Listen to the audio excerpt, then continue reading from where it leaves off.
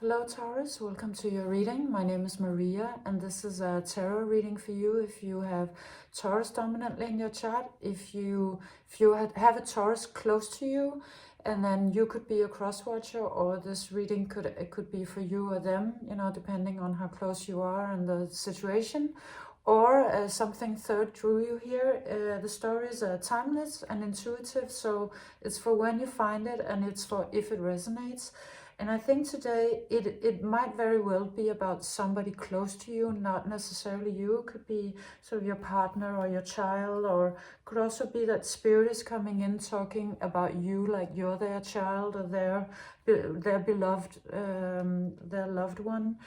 You come out starting with the Six of Water, so I'm going to read it as if it's you, but it could very easily be somebody close to you.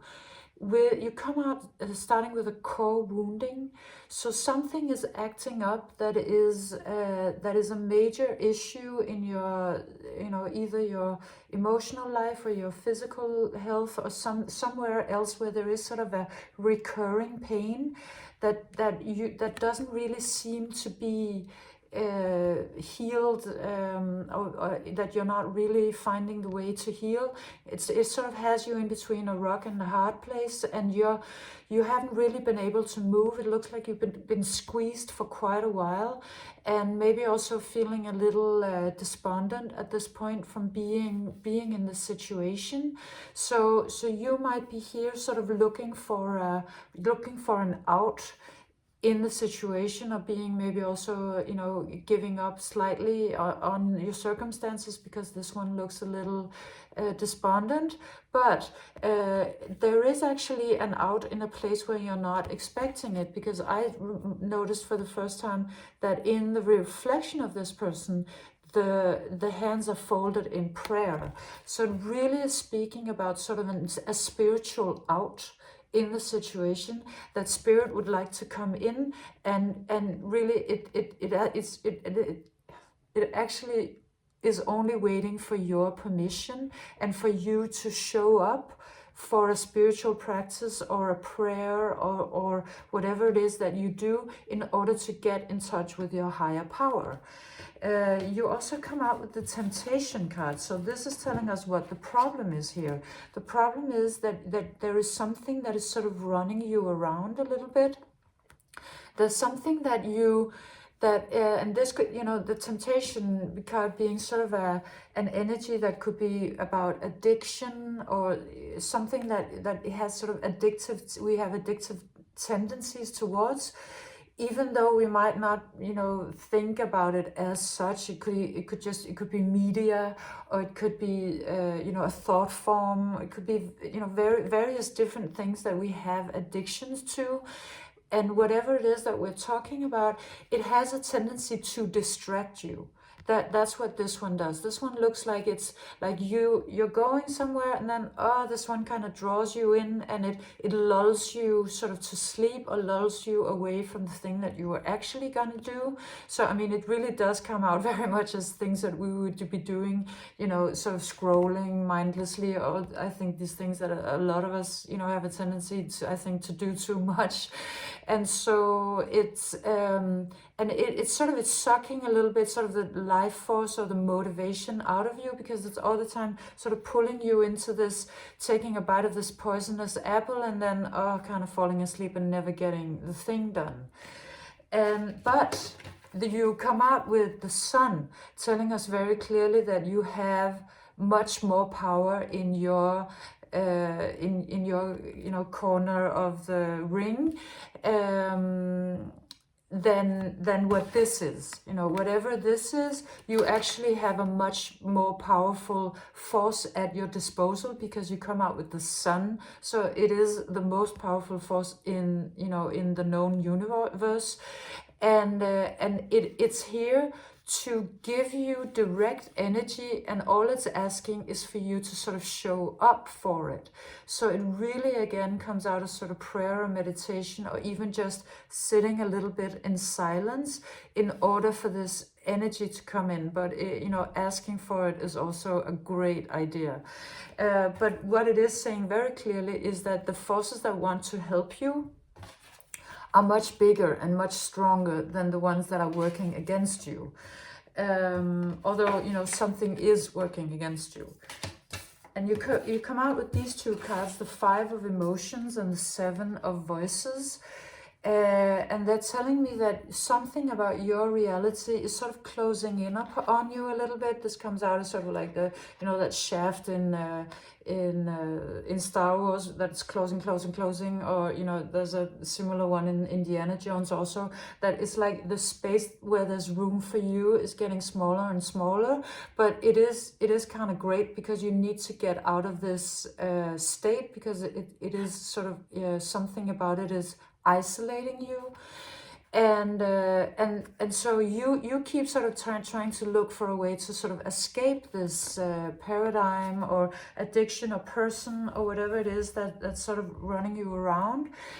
And it's a really tricky thing to do, because there are a lot of pitfalls and there are all of these foxes, you know, in any direction that you would want to try to sort of escape or get out. But the next card comes out, it's love. This card is in Danish. It says love, and it speaks about, you know, love being the answer, love with a capital L, and again, this coming out as the most powerful force in all of the universe, like the sun being sort of the physical expression of it, and love being the non-material expression of the most powerful force in the universe. So you come out with both of these, which is stunning, in your corner, you know, on your side. And this speaks about calling on love to help you. And it also speaks about the fact that you actually don't have to go all the way down this long and arduous path and difficult path with all of these pitfalls to get to the thing that that releases you, or that helps you, or that sets you free. It's actually asking you to go directly to the thing by going directly to love, by focusing on love, by asking love to help you. Because this is sort of taking a detour in a way, trying to get to this place. It comes out with that quote from the Buddha that says, there is no way to peace and joy. Peace and joy are the way. Meaning that, you know, trying to get to peace and love is actually what's making everything really complicated. Just being it, just summoning it is possible.